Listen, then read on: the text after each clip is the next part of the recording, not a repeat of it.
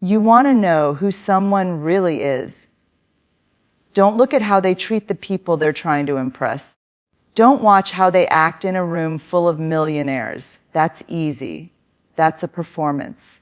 Everybody can be polite when the cameras are rolling. Everybody can shake hands, smile, and fake kindness when there's something to gain. But the real test, the only test that actually matters, it's how they treat the people who have absolutely nothing to offer them, the people who can't improve their status, who can't open doors, who don't have a platform or a blue check or a dollar in their pocket, the people the world ignores, overlooks, treats like background noise. Watch how someone talks to a janitor. Watch how they treat a waitress who's having a bad day. Watch their tone when they speak to a stranger who stutters, to the Uber driver who takes a wrong turn, to the elderly man moving slowly in front of them at the grocery store. That's where their real character lives, not in their words, but in their tone, in their patience, in their eyes. Because that moment right there, that's not performance, that's reflex, that's instinct, that's who they are when they don't think it counts. But it does count. It always counts. Because how you treat the ones with no power over you reveals what's hiding behind your smile. Are you kind because it's who you are, or because it's what you think you're supposed to be? There are people out here who only see value in someone if they can gain from them. If they can use them, if they can ride their wave, that's not kindness. That's transaction.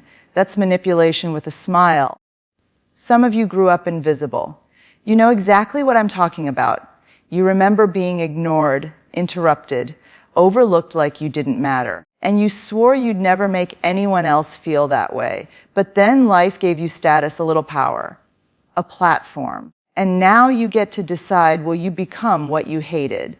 Or will you be the person you needed back when you were the one being dismissed? Because character is a choice. Every day, it's not built in front of a crowd. It's carved in the quiet moments where nobody's clapping, where no one's watching, and you have to decide, will I treat this person with dignity, even if they can do absolutely nothing for me? And don't lie to yourself. We've all failed that test, all of us, me too. We've all had moments where we were rushed, stressed, ego-driven, and we spoke too harshly to someone we thought didn't matter. But that's the wake-up call. That's the gut check.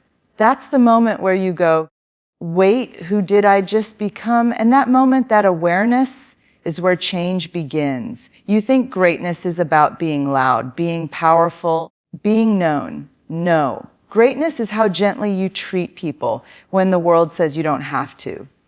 How softly you speak when you have every right to shout. How you choose compassion over convenience. That's strength.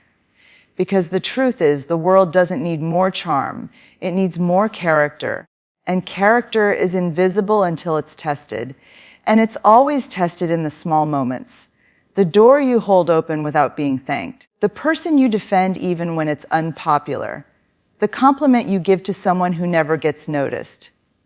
Those moments are invisible to most, but not to you, and not to them, and not to the person you're becoming.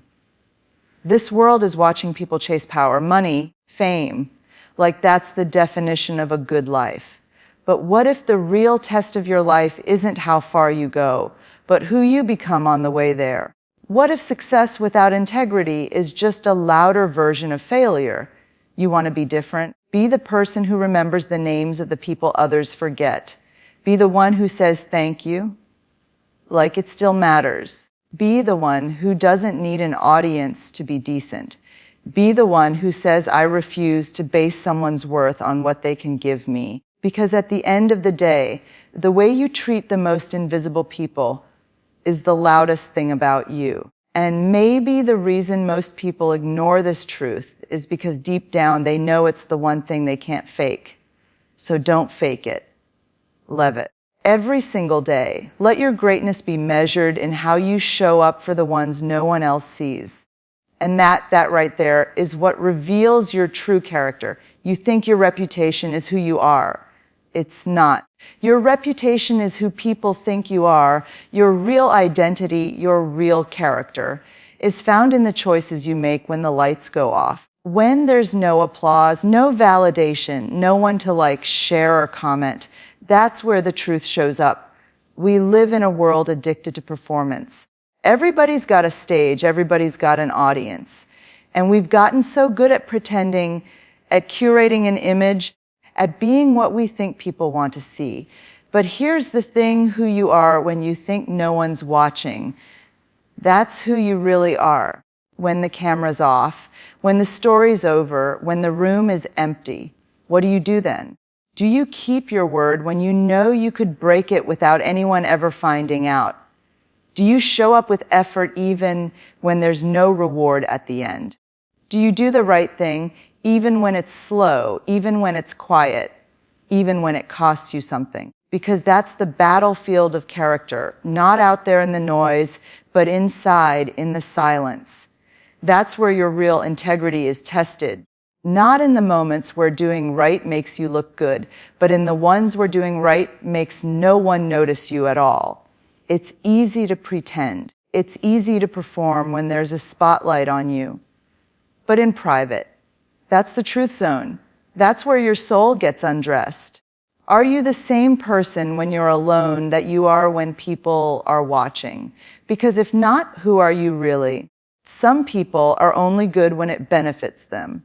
They're kind when there's a camera, honest when they're being observed, disciplined when someone's checking. But when it's just them and their decisions, when no one's around to clap or catch them, everything changes. And that change, that's what defines them. Not the fake version they post, but the version they live in secret. So if you want to know what kind of person you are, stop looking at your image and start watching your habits. What do you do when it's boring, when it's hard, when it's unseen? Do you show up with the same fire? Or do you only burn when someone's watching? You don't build a legacy with filters. You build it with consistency. Quiet, steady, behind the scenes consistency. The stuff no one sees but you. The prayers, the discipline, the late nights, the honesty, the self-respect. Because the truth is, your real power isn't in how you perform. It's in what you protect when no one's clapping. What you hold sacred when there's no prize. What you refuse to compromise even when it would be easy. That's what separates people who are pretending from people who are becoming. You think pain is your enemy. You think it's something you have to run from, numb, hide, avoid at all costs. But pain is a mirror. It doesn't just hurt, it reveals. You don't really know someone until they're broken, until something they loved is taken, until life comes in and flips the table and smashes everything they thought they could control. That's when their mask falls off. That's when their soul is exposed. Because when everything's going right, when you're winning, smiling, getting the promotion, being loved, praised, understood, it's easy to look like you've got it all together.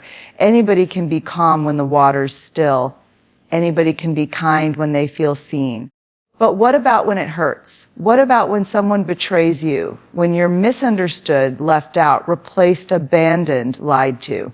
Then what? That's the test. That's where your real self shows up. And it's not always pretty. Sometimes pain pulls out the version of you didn't even know was there. The anger, the bitterness, the sharp tongue, the need to shut down and push people away before they get too close. The urge to build walls instead of bridges. That's what pain does. It strips everything fake away. It shows you to you. But here's the thing. Pain doesn't define you. It exposes you. What defines you is what you do next, how you the gray rock, how you respond, that choice. That's the pivot point.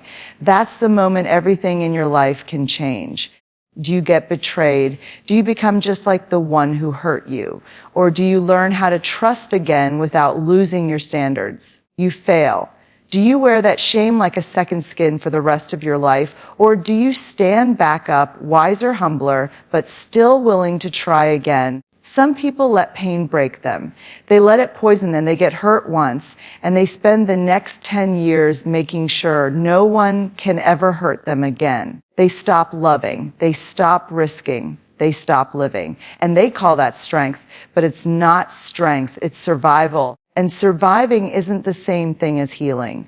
You want to know who has real character, not the ones who never fall, not the ones who never cry, but the ones who fall and still choose to get back up, the ones who cry and still choose to keep their heart open, the ones who get hurt and don't pass that hurt on to the next person. Because listen to me, pain is inevitable.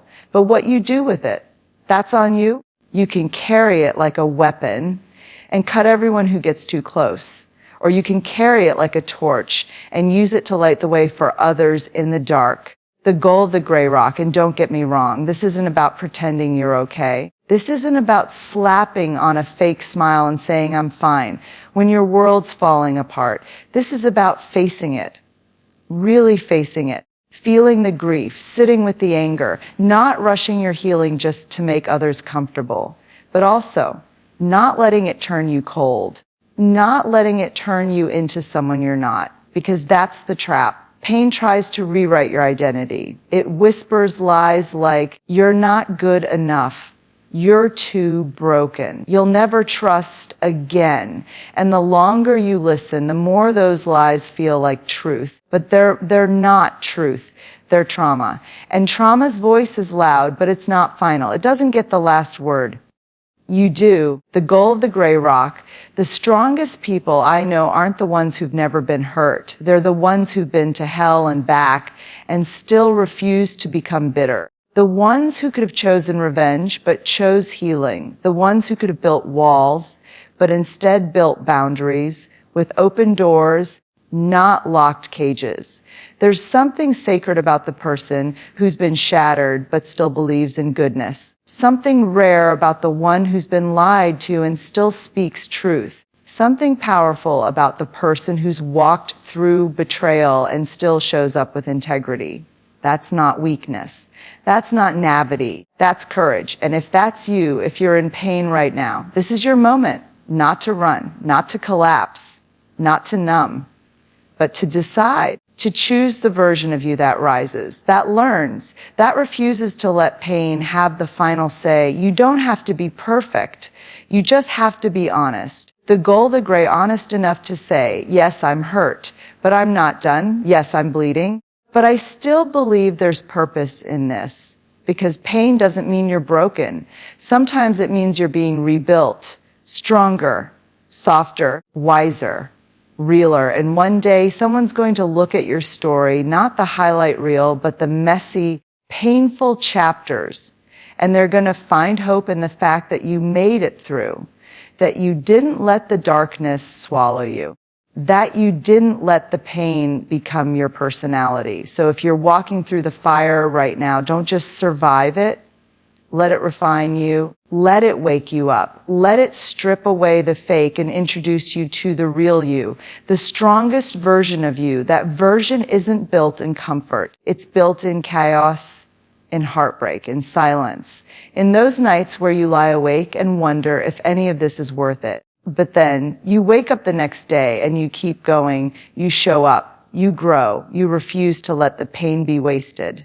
And that's what builds character. Not the pain itself, but the power you choose to claim through it.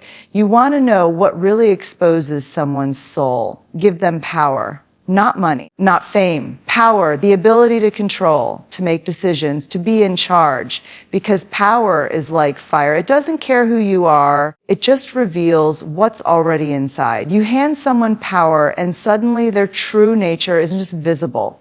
It's loud, it's sharp, and it's undeniable. See, people think power corrupts. No, power doesn't corrupt. It exposes. It takes the mask off. It turns the volume up on whatever was hidden in the dark. If someone's insecure, power makes them a bully. If someone's selfish, power makes them a tyrant. If someone's been pretending to be kind, power reveals the game they've been playing. Because now, they don't have to pretend. They've got control, they've got leverage, and they think no one can check them. That's when the truth bleeds out. You've seen it.